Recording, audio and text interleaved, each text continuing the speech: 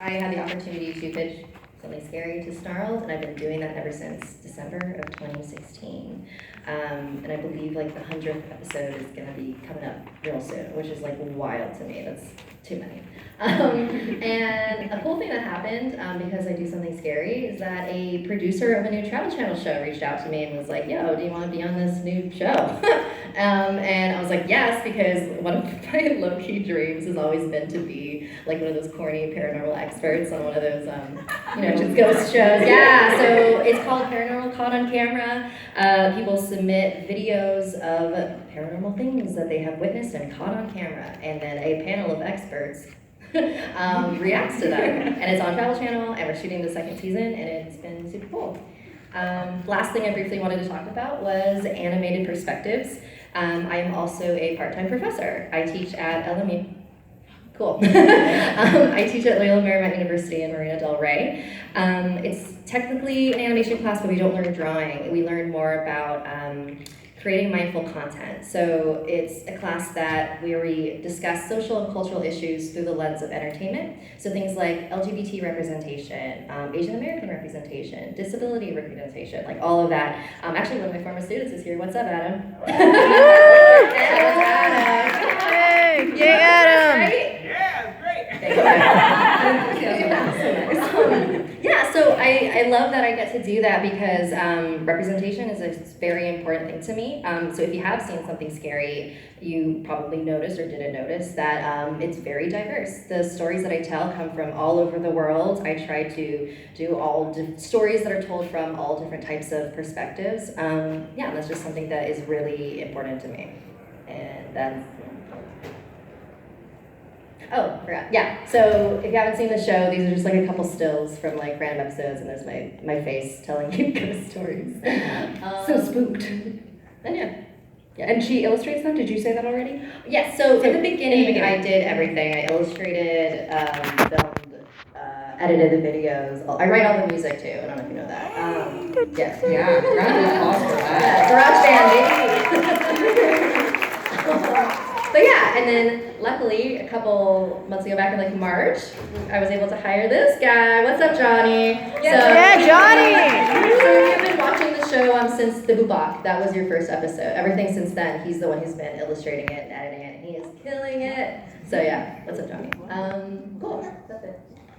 I'm just snapping a video of you all. Gotcha. And then I'm Megan, Toenyes.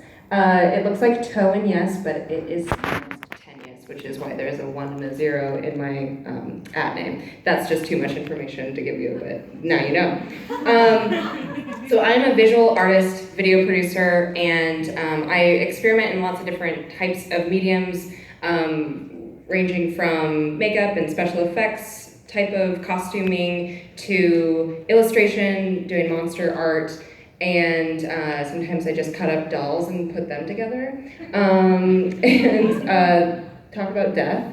And so that's my 3 shows on Snarled were called, Make Up Your Mood was in the Snarled network. So we had a channel called Hissy Fit, which was kind of an offbeat, edgy style beauty channel. And Make Up Your Mood was like a satire kind of on the beauty vlog. So it was like, expressing moods to the max and how you can show the world how you're feeling, because that's always a frustrating thing when nobody gets you. And then Death Happens was on Snarled, and it is about just different weird ways that people have died, and kind of a way for me to confront that fear, which almost made it worse. Monster Brain is an art therapy show, which is about kind of like confronting the inner demons of your own mind, and I would kind of draw what I thought mine looked like. So like the procrastination monster, the embarrassment monster, which I'll show later, the loneliness monster, kind of getting serious about like the true horror of our lives, you know what I mean? Like the stuff that's hard to face. But yeah, that was it. We can go to the next slide. This was some examples of Make Up Your Mood. The one in the upper left is Sugar Rush, so feeling very elated on sugar. And then the next one is Melting, when it's really hot in the summer. And then this one's Broken, when you're just shattered and everything's the worst. Then the bottom three were a mini series I did on Snarled that was just Megan's Monsters, and I highlighted a couple of my favorite horror films, which is the Saw franchise, Babadook, and It. And so I just kind of did a synopsis on those movies while doing my makeup, which was fun. Next slide. And this is a couple examples of what Death Happens looked like. It was a lot more informative, and I did I did all the animation and editing for these videos as well, and filming and everything. So that intro was a stop motion, which was really fun. Next one. And then this is an example of what Monster Brain looked like. So I did the animation for that intro, and then each week I would draw, it would be a time-lapse sort of thing. And these were Fear of Flying, the Wake Up on the Wrong Side of the Bed monster, and Procrastination monster. Very relatable. Yes. Okay, next one. Okay. Ooh, all right, here we go. Yeah. So what makes something scary? These are now getting into the questions that were submitted to us prior to this. Yes. And so just getting into what actually makes it scary. And it's kind of the unfamiliar, what were you saying earlier about story writing?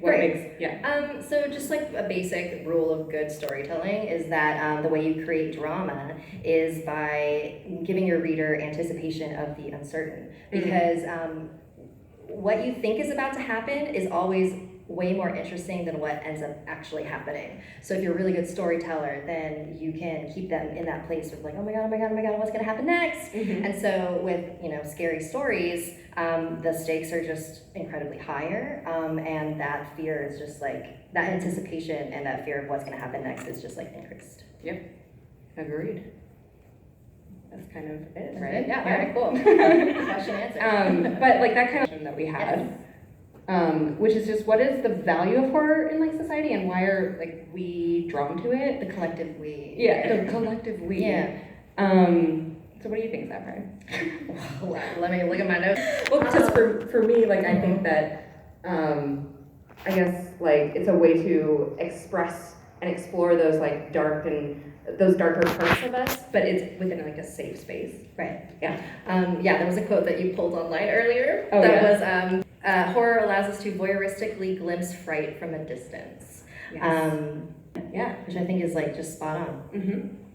And I think for me, it can be therapeutic too. Do you guys get that a little bit? Yeah. Yeah. Just kind of and I think by being able to explore that darkness, you're already almost an intelligent step above somebody who's maybe hasn't gotten into it yet too. Because I think it's scary to explore things that make you scared, but by doing it, you're peppering yourself. Yeah. Right. Because otherwise you're kind of just staying in denial a little bit of it's what can happen, you know? Yeah. Well, it's a good experiment. Next slide. Yeah, Yeah, we're good.